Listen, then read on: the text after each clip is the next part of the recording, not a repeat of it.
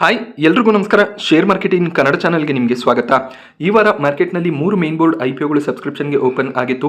ಮುಂದಿನ ವಾರ ಕೂಡ 2 ಮೇನ್ ಬೋರ್ಡ್ ಐಪಿಒಗಳು ಸಬ್ಸ್ಕ್ರಿಪ್ಷನ್ಗೆ ಓಪನ್ ಆಗ್ತದೆ. ಹಾಗೆ ಓಲಾ ಎಲೆಕ್ಟ್ರಿಕ್ನ ಐಪಿಒ ಶುಕ್ರವಾರ ಓಪನ್ ಆಗಿದ್ದು, ಮುಂದಿನ ವಾರ ಸೋಮವಾರ ಮತ್ತು ಮಂಗಳವಾರ ಕೂಡ ಈ ಐಪಿಒನಲ್ಲಿ ನೀವು ಸಬ್ಸ್ಕ್ರೈಬ್ ಮಾಡ್ಕೋಬೋದಾಗುತ್ತೆ. ಸೊ ಐಪಿಒ ಬಗ್ಗೆ ಆಲ್ರೆಡಿ ಡೀಟೇಲ್ ವಿಡಿಯೋನ ಕೂಡ ಮಾಡಿದ್ದೀನಿ. ಆ ವಿಡಿಯೋ ಲಿಂಕ್ ನಿಮಗೆ ಡಿಸ್ಕ್ರಿಪ್ಷನ್ ಬಾಕ್ಸಲ್ಲಿ ಅವೈಲೇಬಲ್ ಇರುತ್ತೆ. ಮುಂದಿನ ವಾರ ಬರ್ತಿರುವಂಥ 2 ಐಪಿಒಗಳಲ್ಲಿ ಮೊದಲನೇ ಐಪಿಒ ಫಸ್ಟ್ ಕ್ರೈ ಸೊಲ್ಯೂಷನ್ಸ್ನ ಐಪಿಒ ಆಗಿರುತ್ತೆ. ಸೊ ಸಾಕಷ್ಟು ಜನಕ್ಕೆ ಫಸ್ಟ್ ಕ್ರೈ ಸೊಲ್ಯೂಷನ್ಸ್ನ ಬಗ್ಗೆ ಆಲ್ರೆಡಿ ಗೊತ್ತಿರುತ್ತೆ, ಅಥವಾ ನೀವು ಇವರ ಸ್ಟೋರ್ಸ್ಗಳನ್ನಾದರೂ ಅಬ್ಸರ್ವ್ ಮಾಡಿರ್ತೀರಾ, ಅಥವಾ ಇವರ ಪ್ರಾಡಕ್ಟ್ಸ್ಗಳನ್ನು ಪರ್ಚೇಸ್ ಕೂಡ ಮಾಡಿರ್ಬೋದು. ಸೊ ಫಸ್ಟ್ ಕ್ರೈ ಸೊಲ್ಯೂಷನ್ ತಮ್ಮ ಐಪಿಒ ತರುವಂಥ ಪ್ಲಾನ್ಸ್ ಅನ್ನು ಮಾಡ್ತಿದ್ದಾರೆ. ಫಸ್ಟ್ ಕ್ರೈ ಸೊಲ್ಯೂಷನ್ಸ್ನ ಪೇರೆಂಟ್ ಕಂಪನಿ ಬ್ರೈನ್ ಬೀಸ್ ಸೊಲ್ಯೂಷನ್ ಲಿಮಿಟೆಡ್ ಆಗಿರ್ತಾರೆ. ಈ ಕಂಪನಿ 2010ರಲ್ಲಿ ಪ್ರಾರಂಭ ಆಗಿದ್ದು, ಮದರ್ಸ್, ಬೇಬೀಸ್, ಕಿಡ್ಸ್ ಪ್ರಾಡಕ್ಟ್ಸ್ಗಳನ್ನು ತಮ್ಮ ಸ್ಟೋರ್ನಲ್ಲಿ ಸೆಲ್ ಮಾಡುವಂಥ ಕಂಪನಿ ಆಗಿರ್ತಾರೆ. ಫಸ್ಟ್ ಕ್ರೈ ಬ್ರ್ಯಾಂಡ್ ತುಂಬಾನೇ ಪಾಪ್ಯುಲರ್ ಬ್ರ್ಯಾಂಡ್ ಆಗಿರುತ್ತೆ. ಇವರು ತಮ್ಮದೇ ಆದ ಆನ್ಲೈನ್ ವೆಬ್ಸೈಟ್ ಅನ್ನು ಹೊಂದಿದ್ದಾರೆ. ಆ ವೆಬ್ಸೈಟ್ ನಲ್ಲಿ ಕೂಡ ಪ್ರಾಡಕ್ಟ್ ಗಳನ್ನ ಪರ್ಚೇಸ್ ಮಾಡಬಹುದಾಗುತ್ತೆ. ಸೊ ಅದರ ಜೊತೆಯಲ್ಲಿ ಸಾಕಷ್ಟು ಸ್ಟೋರ್ಸ್ ಗಳು ಕೂಡ ಇದೆ. ಆ ಸ್ಟೋರ್ಸ್ ಗಳಲ್ಲಿ ಕೂಡ ಪ್ರಾಡಕ್ಟ್ಸ್ ಗಳನ್ನ ಪರ್ಚೇಸ್ ಮಾಡಬಹುದಾಗುತ್ತೆ. ಬ್ರೈನ್ ಬೀಸ್ ಸೊಲ್ಯೂಷನ್ ಫಸ್ಟ್ ಕ್ರೈ ಬ್ರ್ಯಾಂಡ್ ಅನ್ನ ಲಾಂಚ್ ಮಾಡೋದಕ್ಕೆ ಮೇಜರ್ ರೀಸನ್ ಎಲ್ಲ ಪೇರೆಂಟ್ಸ್ ಗಳಿಗೆ ಕಂಟೆಂಟ್ ಕಮ್ಯುನಿಟಿ ಎಂಗೇಜ್ಮೆಂಟ್ಗೆ ಹಾಗೆ ಎಜುಕೇಶನ್ ನೀಡ್ಸ್ಗೆ ಬೇಕಾದಂತಹ ಪ್ರಾಡಕ್ಟ್ಸ್ ಗಳನ್ನ, ಹಾಗೆ ಬ್ರೈನ್ ಬೀಸ್ ಸೊಲ್ಯೂಷನ್ ಈಗಷ್ಟೇ ಹುಟ್ಟಿರುವಂತಹ ಮಗು ಇನ್ಫ್ಯಾಂಟ್ ನಿಂದ ಹಿಡಿದು 12 ವರ್ಷದ ಮಕ್ಕಳ ಪ್ರಾಡಕ್ಟ್ಸ್ ಗಳನ್ನ ಸೆಲ್ ಮಾಡ್ತಾರೆ. ಇದು ಅಪರಲ್ಸ್ ಆಗಿರ್ಬೋದು, ಫುಟ್ವೇರ್ ಆಗಿರ್ಬೋದು, nursery, diapers, toys, personal care ಪ್ರಾಡಕ್ಟ್ಸ್ಗಳು, ಈ ರೀತಿಯ ಸಾಕಷ್ಟು ಪ್ರಾಡಕ್ಟ್ಸ್ಗಳನ್ನು ಸೆಲ್ ಮಾಡ್ತಾರೆ. ಒಂದು ಸ್ಟ್ರಾಂಗ್ ಬ್ರ್ಯಾಂಡ್ ವ್ಯಾಲ್ಯೂನ ಕೂಡ ಕ್ರಿಯೇಟ್ ಮಾಡಿದ್ದಾರೆ. ಮದರ್ಸ್, ಬೇಬೀಸ್, ಕಿಡ್ಸ್ ಸೆಗ್ಮೆಂಟ್ನಲ್ಲಿ ಗ್ಲೋಬಲ್ ಬ್ರ್ಯಾಂಡ್ಸ್ಗಳ ಜೊತೆಯಲ್ಲಿ ಕೂಡ ಟೈ ಅಪ್ ಇದೆ. ಸೊ ಕೇವಲ ಅವರ ಬ್ರ್ಯಾಂಡ್ ಅಷ್ಟೇ ಅಲ್ಲದೆ ಗ್ಲೋಬಲ್ ಬ್ರ್ಯಾಂಡ್ಸ್ಗಳ ಪ್ರಾಡಕ್ಟ್ಸ್ಗಳನ್ನು ಕೂಡ ಇವರ ಸ್ಟೋರ್ನಲ್ಲಿ ಸೆಲ್ ಮಾಡ್ತಾರೆ. 15 ಲಕ್ಷಕ್ಕೂ ಹೆಚ್ಚಿನ SKUsಗಳನ್ನು ಕಂಪನಿ ಹೊಂದಿದ್ದಾರೆ. 7500ಕ್ಕೂ ಹೆಚ್ಚಿನ ಬ್ರ್ಯಾಂಡ್ ಪ್ರಾಡಕ್ಟ್ಸ್ಗಳನ್ನು ಇವರ ಸ್ಟೋರ್ನಲ್ಲಿ ಹಾಗೆ ಆನ್ಲೈನ್ ವೆಬ್ಸೈಟ್ನಲ್ಲಿ ಇವರು ಸೆಲ್ ಮಾಡ್ತಾರೆ. ಹಾಗೆ ಬ್ರೈನ್ ಬೀಸ್ ಸೊಲ್ಯೂಷನ್ ಲಿಮಿಟೆಡ್ ಫಸ್ಟ್ ಕ್ರೈ ಜೊತೆಯಲ್ಲಿ Baby Hug, Pine Kids, Cute Walk, ಹಾಗೇನೆ ಬೇಬಿ ಆಯ್ ಅನ್ನುವಂಥ ಬ್ರ್ಯಾಂಡ್ಗಳನ್ನು ಕೂಡ ಹೊಂದಿದ್ದಾರೆ. ಸೊ ಬೇಬಿ ಆಯ್ ಬ್ರ್ಯಾಂಡ್ ಏನಿದೆ, ಇದು ಮಹೀಂದ್ರಾ ಅಂಡ್ ಮಹೀಂದ್ರಾ ಅವರ ಕಂಪನಿ ಆಗಿತ್ತು. ಅದು ಫಸ್ಟ್ ಕ್ರೈನಲ್ಲಿ ಮರ್ಜ್ ಆಗಿದೆ. ಅದಾದ್ಮೇಲೆ ಮಹೀಂದ್ರಾ ಅಂಡ್ ಮಹೀಂದ್ರಾ ಗ್ರೂಪ್ ಕೂಡ ಫಸ್ಟ್ ಕ್ರೈನಲ್ಲಿ ಕೆಲವೊಂದಿಷ್ಟು ಶೇರ್ಸ್ಗಳನ್ನು ಹೋಲ್ಡ್ ಮಾಡ್ತಾರೆ. ಹಾಗೆ UAE ನಲ್ಲಿ ಫಸ್ಟ್ ಕ್ರೈ ಬ್ರ್ಯಾಂಡ್ ಏನಿದೆ, largest specialised online retail platform ಆಗಿರುತ್ತೆ. ಹಾಗೆ ಕಂಪನಿ 900ಕ್ಕೂ ಹೆಚ್ಚಿನ ಕಾಂಟ್ರಾಕ್ಟ್ ಮ್ಯಾನುಫ್ಯಾಕ್ಚರರ್ಸ್ಗಳಿಂದ ಪ್ರಾಡಕ್ಟ್ಸ್ಗಳನ್ನು ತಗೋತಾರೆ. ಅದನ್ನು ಅವರು ತಮ್ಮ ಸ್ಟೋರ್ನಲ್ಲಿ ಸೆಲ್ ಮಾಡ್ತಾರೆ. ಹಾಗೆ ಗ್ಲೋಬಲ್ ಬ್ರ್ಯಾಂಡ್ಗಳಿಂದ ಕೂಡ ಪ್ರಾಡಕ್ಟ್ಸ್ಗಳನ್ನು ಇವರು ಪರ್ಚೇಸ್ ಮಾಡ್ತಾರೆ. 2023ರ ಡಿಸೆಂಬರ್ನ ವೇಳೆಗೆ ಕಂಪನಿ 3411 ಫುಲ್ ಟೈಮ್ ಎಂಪ್ಲಾಯೀಸ್ ಹಾಗೆ 2475 ಕಾಂಟ್ರಾಕ್ಟ್ ಎಂಪ್ಲಾಯೀಸ್ಗಳನ್ನು ಓನ್ ಮಾಡ್ತಾರೆ. ಫಸ್ಟ್ ಕ್ರೈ ಐಪಿಒ ಆಗಸ್ಟ್ 6ಕ್ಕೆ ಸಬ್ಸ್ಕ್ರಿಪ್ಷನ್ಗೆ ಓಪನ್ ಆಗ್ತದೆ. ಆಗಸ್ಟ್ 8ರವರೆಗೂ ಈ ಒಂದು ಐಪಿಒನಲ್ಲಿ ನೀವು ಸಬ್ಸ್ಕ್ರೈಬ್ ಮಾಡ್ಕೋಬಹುದಾಗುತ್ತೆ. ₹2 ಫೇಸ್ ವ್ಯಾಲ್ಯೂ ನೋಡೋದಕ್ಕೆ ಸಿಗುತ್ತೆ. ಫಸ್ಟ್ ಕ್ರೈ 440ರ ಲೋವರ್ ಪ್ರೈಸ್ ಬ್ಯಾಂಡ್ 465ರ ಕಟ್ ಆಫ್ ಪ್ರೈಸ್ ಅನ್ನು ಸೆಟ್ ಮಾಡಿದರೆ 465ರ ಕಟ್ ಆಫ್ ಪ್ರೈಸ್ ಏನಿದೆ ಅದೇ ಪ್ರೈಸ್ನಲ್ಲಿ ರಿಟೇಲ್ ಕ್ಯಾಟಗರಿಯಲ್ಲಿ ಅಪ್ಲೈ ಮಾಡಬೇಕಾಗುತ್ತೆ. ಸೊ ನೀವು ಮಿನಿಮಮ್ 32 ಶೇರ್ಗಳಿಗೆ ಅಪ್ಲಿಕೇಶನ್ ಅನ್ನು ಹಾಕಬೇಕು. 32 ಶೇರ್ಗಳಿಗೆ ಮಿನಿಮಮ್ ಅಪ್ಲಿಕೇಶನ್ ಅನ್ನು ಹಾಕೋದಕ್ಕೆ ಅಂದರೆ ಒಂದು ಲಾಟ್ಗೆ ಅಪ್ಲೈ ಮಾಡೋದಕ್ಕೆ ₹14,880 ಬೇಕಾಗುತ್ತೆ. ಮ್ಯಾಕ್ಸಿಮಮ್ ರಿಟೇಲ್ ಕ್ಯಾಟಗರಿಯಲ್ಲಿ 13 ಲಾಟ್ಗಳಿಗೆ ನೀವು ಅಪ್ಲೈ ಮಾಡ್ಬೋದು. 13 ಲಾಟ್ಗೆ ನಿಮಗೆ ಅಪ್ಲಿಕೇಶನ್ ಹಾಕೋದಕ್ಕೆ ₹1,93,440 ಬೇಕಾಗುತ್ತೆ. 13ಕ್ಕೂ ಹೆಚ್ಚಿನ ಲಾಟ್ಗಳಿಗೆ ನೀವು ಅಪ್ಲೈ ಮಾಡ್ತೀರಾ ಅಂದಾಗ ಬೈ ಡಿಫಾಲ್ಟ್ ನೀವು HNI ಕ್ಯಾಟಗರಿಯಲ್ಲಿ ಅಪ್ಲೈ ಮಾಡಿದ ರೀತಿಯಲ್ಲಿ ಆಗುತ್ತೆ. ಹಾಗೆ IPO ಅಲಾಟ್ಮೆಂಟ್ ಡೇಟ್ 9 ಆಗಸ್ಟ್ ಆಗಿರುತ್ತೆ.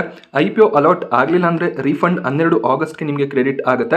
IPO ಅಲಾಟ್ ಆದರೆ ಶೇರ್ಸ್ಗಳು 12 ಆಗಸ್ಟ್ಗೆ ನಿಮ್ಮ ಡಿಮ್ಯಾಟ್ ಅಕೌಂಟಲ್ಲಿ ಕ್ರೆಡಿಟ್ ಆಗುತ್ತೆ. IPO ಲಿಸ್ಟಿಂಗ್ ಡೇಟ್ 13 ಆಗಸ್ಟ್ ಆಗಿರುತ್ತೆ. ಸೊ 13 ಆಗಸ್ಟ್ಗೆ ಈ ಒಂದು ಕಂಪನಿ ಮಾರ್ಕೆಟ್ನಲ್ಲಿ ಟ್ರೇಡ್ ಆಗೋದಕ್ಕೆ ಸ್ಟಾರ್ಟ್ ಆಗುತ್ತೆ. ಫಸ್ಟ್ ಕ್ರೈ ಲಿಮಿಟೆಡ್ನ ಫಿನಾನ್ಷಿಯಲ್ಸ್ ಅನ್ನು ಅಬ್ಸರ್ವ್ ಮಾಡಿದಾಗ ಅಸೆಟ್ನಲ್ಲಿ ನಮಗೆ ಇಯರ್ ಆನ್ ಇಯರ್ ಒಳ್ಳೆ ಒಂದು ಗ್ರೋತ್ ನೋಡೋದಕ್ಕೆ ಸಿಗ್ತದೆ. ಹಾಗೆ ಇವರ ರೆವೆನ್ಯೂಸ್ ಕೂಡ ಇಯರ್ ಆನ್ ಇಯರ್ ಇನ್ಕ್ರೀಸ್ ಆಗಿದೆ. ಸೊ ಇದು ಕೂಡ ಒಂದು ಲಾಸ್ ಮೇಕಿಂಗ್ ಬಿಸ್ನೆಸ್ ಆಗಿರುತ್ತೆ. ಕಂಟಿನ್ಯೂಸ್ ಲಾಸ್ಗಳನ್ನು ಡಿಕ್ಲೇರ್ ಮಾಡ್ತಿದ್ದಾರೆ. 2023ರ ಫಿನಾನ್ಷಿಯಲ್ ಇಯರ್ನಲ್ಲಿ ಟೋಟಲ್ 4 ಕ್ವಾರ್ಟರ್ಗಳಲ್ಲಿ 486 ಕೋಟಿ ಲಾಸನ್ನು ಡಿಕ್ಲೇರ್ ಮಾಡಿದ್ರು. 2024ರ ಫಿನಾನ್ಷಿಯಲ್ ಇಯರ್ನ 4 ಕ್ವಾರ್ಟರ್ಗಳಲ್ಲಿ 321 ಕೋಟಿಯ ಲಾಸ್ ನೋಡೋದಕ್ಕೆ ಸಿಕ್ಕಿದೆ. ಒಂದು ಲಾಸ್ ಮೇಕಿಂಗ್ ಬಿಸ್ನೆಸ್ ಆಗಿರುತ್ತೆ. ಹಾಗೆ ಇವರ ಡೆಟ್ ಅಥವಾ ಬಾರೋಯಿಂಗ್ಸ್ ಏನಿದೆ ಅದು ಕೂಡ ಇಯರ್ ಆನ್ ಇಯರ್ ಇನ್ಕ್ರೀಸ್ ಆಗ್ತಿರೋದು ಕಾಣಿಸ್ತದೆ. ರೆವೆನ್ಯೂನಲ್ಲಿ ಗ್ರೋತ್ ಇದೆ. ಕಂಪನಿ ಲಾಸ್ ಮೇಕಿಂಗ್ ಬಿಸ್ನೆಸ್ ಆಗಿದೆ. ಸೊ ಈ ರೀತಿಯ ಕಂಪನಿಗಳು ತಮ್ಮ ಬಿಸ್ನೆಸ್ ಅನ್ನ ಎಕ್ಸ್ಪ್ಯಾಂಡ್ ಮಾಡುವಂಥ ಪ್ರಯತ್ನದಲ್ಲಿ ಇರ್ತಾರೆ. ಆದ್ರಿಂದ ನಮಗೆ ಲಾಸ್ ನೋಡೋದಕ್ಕೆ ಸಿಗುತ್ತೆ. ಬಟ್ ಮಾರ್ಕೆಟ್ನಲ್ಲಿ ಲಿಸ್ಟ್ ಆದಮೇಲೆ ಕಂಪನಿ ಪ್ರಾಫಿಟಬಲ್ ಆಗಬೇಕಾಗುತ್ತೆ. ಪ್ರಾಫಿಟಬಲ್ ಆಗಲಿಲ್ಲ ಅಂದರೆ ವ್ಯಾಲ್ಯೂಯೇಷನ್ ಜಸ್ಟಿಫೈ ಆಗೋದಿಲ್ಲ. IPO ಇಶ್ಯೂ ಸೈಜ್ 4,193 ಕೋಟಿ ಆಗಿರುತ್ತೆ. ಇದರಲ್ಲಿ fresh issue, offer for sale 2 ಕೂಡ ಇದೆ. ಫ್ರೆಶ್ ಇಶ್ಯೂ 1,666 ಕೋಟಿ ಆಗಿರುತ್ತೆ. ಸೊ ಈ ಫ್ರೆಶ್ ಇಶ್ಯೂನಿಂದ ಬಂದಂಥ ಅಮೌಂಟನ್ನು ಕಂಪನಿ ತಮ್ಮ ಬಿಸ್ನೆಸ್ಸನ್ನು ಎಕ್ಸ್ಪ್ಯಾಂಡ್ ಮಾಡ್ಕೊಳ್ಳೋದ್ರಲ್ಲಿ ಬಳಸ್ಕೋಬೋದಾಗುತ್ತೆ. ಹಾಗೆ 2,527 ಕೋಟಿಯ ಅಮೌಂಟ್ ಏನಿದೆ ಇದು ಆಫರ್ ಫಾರ್ ಸೇಲ್ ಆಗಿದ್ದು, ಇದರಲ್ಲಿ ಎಕ್ಸಿಸ್ಟಿಂಗ್ ಪ್ರಮೋಟರ್ಸ್ಗಳು, ಇನ್ವೆಸ್ಟರ್ಸ್ಗಳು ತಮ್ಮ ಶೇರ್ಸ್ಗಳನ್ನು ಸೆಲ್ ಮಾಡ್ತಾರೆ. ಕಂಪನಿಯಲ್ಲಿ ಹೈಯೆಸ್ಟ್ ಸ್ಟೇಕನ್ನು ಸಾಫ್ಟ್ ಬ್ಯಾಂಕ್ ಹೊಂದಿದರೆ 25.52% ಸ್ಟೇಕ್ ಸಾಫ್ಟ್ ಬ್ಯಾಂಕ್ನ ಬಳಿಯಲ್ಲಿ ಇದೆ. ಅದರಲ್ಲಿ 2 ಕೋಟಿ ಶೇರ್ಸ್ಗಳನ್ನು ಅವರೀಗ ಸೆಲ್ ಮಾಡ್ತಿದ್ದಾರೆ. ಇವರು ಶೇರ್ಸ್ಗಳನ್ನು ಅಕ್ವೈರ್ ಮಾಡ್ಕೊಂಡಂಥ ಪ್ರೈಸ್ ₹154 ಆಗಿರುತ್ತೆ. ಈ IPOನಿಂದ 201% ರಿಟರ್ನ್ಸನ್ನು ಸಾಫ್ಟ್ ಬ್ಯಾಂಕ್ ಪಡ್ಕೋತಾರೆ. ಅದರ ಜೊತೆಯಲ್ಲಿ ಬೇಬಿ ಆಯ್ ಬ್ರ್ಯಾಂಡನ್ನು ಮಹೀಂದ್ರಾ ಆ್ಯಂಡ್ ಮಹೀಂದ್ರಾ ಫಸ್ಟ್ ಕ್ರೈನ ಜೊತೆಯಲ್ಲಿ ಮರ್ಜ್ ಮಾಡಿದ್ರು.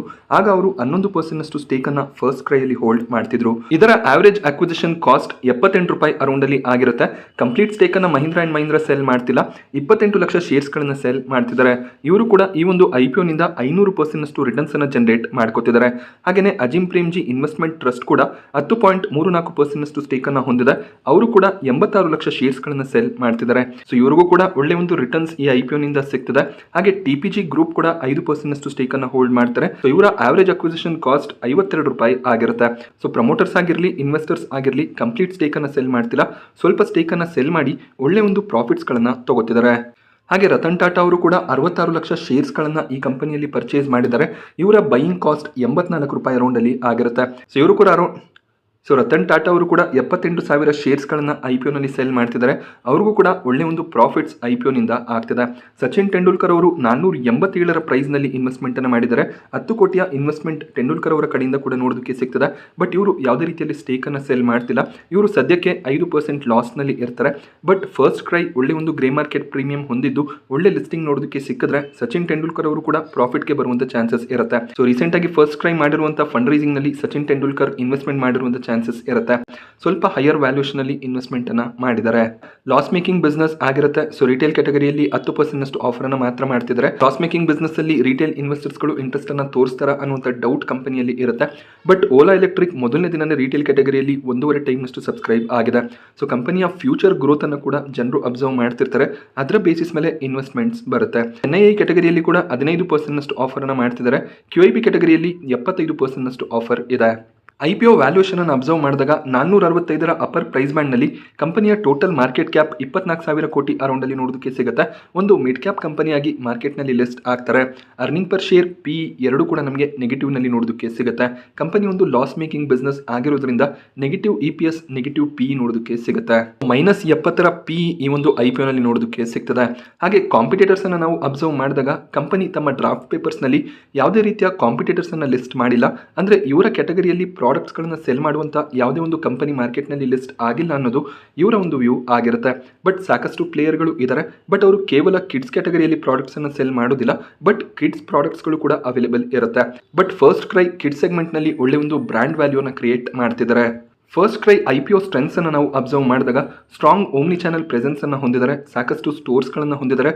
ಹಾಗೆ ಆನ್ಲೈನ್ನ ಮೂಲಕ ಕೂಡ ಒಳ್ಳೆ ಪ್ರಾಡಕ್ಟ್ ಸೇಲ್ಸ್ ಅನ್ನು ಮಾಡ್ತಾ ಇದ್ದಾರೆ. ಇದರ ಜೊತೆಯಲ್ಲಿ ಒಂದು ಸ್ಟ್ರಾಂಗ್ ಬ್ರ್ಯಾಂಡ್ ವ್ಯಾಲ್ಯೂನ ಕ್ರಿಯೇಟ್ ಮಾಡಿದ್ದಾರೆ. ಕಿಡ್ಸ್ ಪ್ರಾಡಕ್ಟ್ ಅಂದಾಗ ಫಸ್ಟ್ ಕ್ರೈ ಅನ್ನುವಂಥ ಹೆಸರು ಸಾಕಷ್ಟು ಜನರ ಬಾಯಲ್ಲಿ ಬರುತ್ತೆ. So strong brand value create ಆಗ್ತಾ ಇದೆ. ಹಾಗೆ ಕಸ್ಟಮರ್ಸ್ನ ಲಾಯಲ್ಟಿ ಮತ್ತು ಟ್ರಸ್ಟನ್ನು ಕೂಡ ಕಂಪನಿ ಪಡ್ಕೊಂಡಿದ್ದಾರೆ. ಸೊ ಈ ಸೆಗ್ಮೆಂಟ್ನ ಯಾವುದೇ ಒಂದು ಕಂಪನಿ ಆಲ್ರೆಡಿ ಮಾರ್ಕೆಟ್ನಲ್ಲಿ ಲಿಸ್ಟ್ ಆಗಿಲ್ಲ. ಮೊನೋಪೊಲಿ ಅಡ್ವಾಂಟೇಜ್ ಕೂಡ ಕಂಪನಿಗೆ ಸಿಗುತ್ತೆ. ಫ್ಯೂಚರ್ನಲ್ಲಿ ಒಳ್ಳೆ ಒಂದು ಗ್ರೋತ್ನ ಎಕ್ಸ್ಪೆಕ್ಟೇಷನ್ಸ್ಗಳು ಕೂಡ ಇದೆ. ಕಸ್ಟಮರ್ ಬೇಸ್ ಎಕ್ಸ್ಪ್ಯಾಂಡ್ ಆಗ್ತದೆ. ಮಾರ್ಕೆಟ್ ಪ್ರೆಸೆನ್ಸನ್ನು ಕೂಡ ಇನ್ಕ್ರೀಸ್ ಮಾಡ್ಕೋತಿದ್ದಾರೆ. ಸೊ ಆದ್ದರಿಂದ ಮುಂದೆ ಒಳ್ಳೆ ಒಂದು ಗ್ರೋತ್ನ ಎಕ್ಸ್ಪೆಕ್ಟೇಷನ್ ಇರುತ್ತೆ. ಸೊ ನೈಕಾ IPO ಬಂದಾಗ ಕೂಡ ಇದೇ ರೀತಿಯ ಫಿನಾನ್ಷಿಯಲ್ಸ್ ನೋಡೋದಕ್ಕೆ ಸಿಗ್ತಿತ್ತು. ಬಟ್ ನೈಕಾ ಈಗ ಒಳ್ಳೆ ಒಂದು ಗ್ರೋತ್ ಅನ್ನ ಮಾಡ್ತಿದ್ದಾರೆ. ಅದೇ ರೀತಿಯಲ್ಲಿ ಫಸ್ಟ್ ಕ್ರೈನಲ್ಲಿ ಕೂಡ ಗ್ರೋತ್ನ ಎಕ್ಸ್ಪೆಕ್ಟೇಷನ್ ಇರುತ್ತೆ. ಸೊ ಕಂಪನಿಯಲ್ಲಿ ಕೆಲವೊಂದಿಷ್ಟು ರಿಸ್ಕ್ ಅಥವಾ ವೀಕ್ನೆಸ್ ಕೂಡ ನೋಡೋದಕ್ಕೆ ಸಿಗುತ್ತೆ. ಅದರಲ್ಲಿ ಮೊದಲನೇದಾಗಿ ಕಾಮರ್ಸ್ ಬಿಸ್ನೆಸ್ನ ಮೇಲೆ ಹೆಚ್ಚಿನ ಒಂದು ಡಿಪೆಂಡೆನ್ಸ್ ಇದೆ.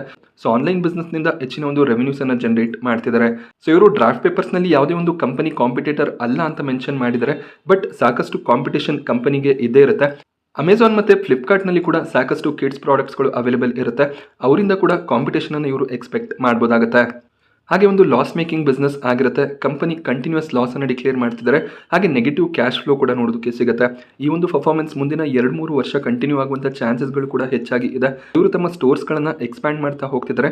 ಆದ್ರಿಂದ ರೆವೆನ್ಯೂಸ್ ಇನ್ಕ್ರೀಸ್ ಆದರೂ ಕೂಡ ಲಾಸ್ ಇನ್ಕ್ರೀಸ್ ಆಗುವಂಥ ಚಾನ್ಸಸ್ ಇರುತ್ತೆ. ಹಾಗೆ ಬೇರೆ ಬಿಸ್ನೆಸ್ಗಳ ರೀತಿಯಲ್ಲಿ ಸಪ್ಲೈ ಚೈನ್ ರಿಲೇಟೆಡ್ ಏನಾದರೂ ಡಿಸ್ರಪ್ಷನ್ಸ್ ಬಂದರೆ ಅದು ಕೂಡ ಕಂಪನಿಯ ಮೇಲೆ ನೆಗೆಟಿವ್ ಇಂಪ್ಯಾಕ್ಟನ್ನು ತರಬಹುದು. ಹೈಯರ್ ಆಪರೇಷನಲ್ ಕಾಸ್ಟ್ ಅನ್ನು ಕೂಡ ಕಂಪನಿ ಹೊಂದಿದ್ದಾರೆ. ಎಕ್ಸ್ಪೆನ್ಸಸ್ ಕೂಡ ಸಿಗ್ನಿಫಿಕೆಂಟ್ಲಿ ಇನ್ಕ್ರೀಸ್ ಆಗ್ತಿರೋದು ಕಾಣಿಸ್ತಿದೆ. ಹಾಗೆ Brain bees Solution First Cry IPO register Link In Time India Private Limited ಆಗಿದ್ದು ಇವರ ವೆಬ್ಸೈಟ್ನಲ್ಲಿ ಅಲಾಟ್ಮೆಂಟನ್ನು ಚೆಕ್ ಮಾಡ್ಕೋಬೇಕಾಗುತ್ತೆ. ಕೊನೆಯದಾಗಿ ಎಷ್ಟು ಗ್ರೇ ಮಾರ್ಕೆಟ್ ಪ್ರೀಮಿಯಂ ನಡೀತಿದೆ ಅಂತ ನಾವು ಅಬ್ಸರ್ವ್ ಮಾಡಿದಾಗ ಇವತ್ತಿನ ದಿನ ₹90 ಪ್ರೀಮಿಯಂ ನೋಡೋದಕ್ಕೆ ಸಿಗ್ತದೆ. ಸೊ ಎಸ್ಟಿಮೇಟೆಡ್ ಲಿಸ್ಟಿಂಗ್ ಗೇನ್ಸ್ 20% ಅರೌಂಡಲ್ಲಿ ಇರುತ್ತೆ. ಸೊ 2,500 ರಿಂದ ₹3,000 ಲಿಸ್ಟಿಂಗ್ ಗೇನ್ಸನ್ನು ಎಕ್ಸ್ಪೆಕ್ಟ್ ಮಾಡ್ಬೋದಾಗುತ್ತೆ. So first cry I P ಒನಲ್ಲಿ ನೀವು ಇನ್ವೆಸ್ಟ್ಮೆಂಟನ್ನು ಮಾಡ್ತೀರಾ ಅಂದರೆ ಲಾಂಗ್ ಟರ್ಮ್ನ ಪರ್ಸ್ಪೆಕ್ಟಿವೇ ಇರಬೇಕಾಗುತ್ತೆ. ಮಾರ್ಕೆಟ್ನಲ್ಲಿ ಸಾಕಷ್ಟು ವೀಕ್ನೆಸ್ ಕೂಡ ನೋಡೋದಕ್ಕೆ ಸಿಗ್ತದೆ. ಪ್ರೀಮಿಯಮ್ಸ್ ಫಾಲ್ ಆಗುವಂಥ ಚಾನ್ಸಸ್ಗಳು ಕೂಡ ಇರುತ್ತೆ. ಲಾಸ್ ಮೇಕಿಂಗ್ ಬಿಸ್ನೆಸ್ ಆಗಿದೆ. ಮಾರ್ಕೆಟ್ನಲ್ಲಿ ಲಿಸ್ಟ್ ಆದಮೇಲೆ ಸ್ವಲ್ಪ ವೀಕ್ನೆಸ್ ಕೂಡ ನೋಡೋದಕ್ಕೆ ಸಿಗ್ಬೋದು. ಅದನ್ನು ಗಮನದಲ್ಲಿ ಇಟ್ಕೊಂಡು ಇನ್ವೆಸ್ಟ್ಮೆಂಟ್ನ ಬಗ್ಗೆ ಯೋಚನೆ ಮಾಡ್ಬೋದಾಗುತ್ತೆ. ಸೊ ಓಲಾ, ಫಸ್ಟ್ ಕ್ರೈ ಈ ರೀತಿಯ ಕಂಪನಿಗಳಲ್ಲಿ ನೀವು ಇನ್ವೆಸ್ಟ್ಮೆಂಟನ್ನು ಮಾಡುವಾಗ ಲಾಂಗ್ ಟರ್ಮ್ನ ಪರ್ಸ್ಪೆಕ್ಟಿವ್ ಇರಲೇಬೇಕಾಗುತ್ತೆ. ಹಾಗೆ ಆಲ್ರೆಡಿ ನೀವು ಪೇಟಿಎಂ, ಡೆಲಿವರಿ ಈ ರೀತಿಯ ಕಂಪನಿಗಳನ್ನು ಕೂಡ ಹೋಲ್ಡ್ ಮಾಡ್ತಿದ್ರೆ ಈ ಐ ಪಿ ಒಗಳನ್ನು ಅವಾಯ್ಡ್ ಮಾಡೋದು ಬೆಟರ್ ಆಗಿರುತ್ತೆ. ನಿಮ್ಮ ಪೋರ್ಟ್ಫೋಲಿಯೋ ತುಂಬ ಲಾಸ್ ಮೇಕಿಂಗ್ ಬಿಸ್ನೆಸ್ಗಳೇ ಆಗ್ತಾ ಹೋದರೆ ಅದು ಎಲ್ಲೋ ಒಂದು ಕಡೆ ನಿಮ್ಮ ಪೋರ್ಟ್ಫೋಲಿಯೋ ವ್ಯಾಲ್ಯೂನ ಕೂಡ ಡೌನ್ಗ್ರೇಡ್ ಮಾಡುವಂಥ ಚಾನ್ಸಸ್ ಇದೆ. ಕೇರ್ಫುಲ್ ಆಗಿ ಡಿಸೈಡ್ ಮಾಡಿ ನೀವು ಡಿಸಿಷನ್ಸ್ಗಳನ್ನು ತಗೋಬೇಕಾಗುತ್ತೆ. First cry I P O ಬಗ್ಗೆ ನಾನು ನಿಮಗೆ ಕೊಟ್ಟಂಥ ಇನ್ಫಾರ್ಮೇಷನ್ ಇಷ್ಟ ಆದರೆ ವಿಡಿಯೋನ ಲೈಕ್ ಮಾಡಿ. ಹಾಗೆ ಇದೇ ರೀತಿಯ ಮಾರ್ಕೆಟ್ ಅಪ್ಡೇಟ್ಸ್ಗಳಿಗೋಸ್ಕರ, ಐ ಪಿ ಒ ರಿವ್ಯೂಸ್ಗೋಸ್ಕರ ಚಾನಲ್ನ ಸಬ್ಸ್ಕ್ರೈಬ್ ಮಾಡ್ಕೊಳ್ಳಿ. Thank you friends.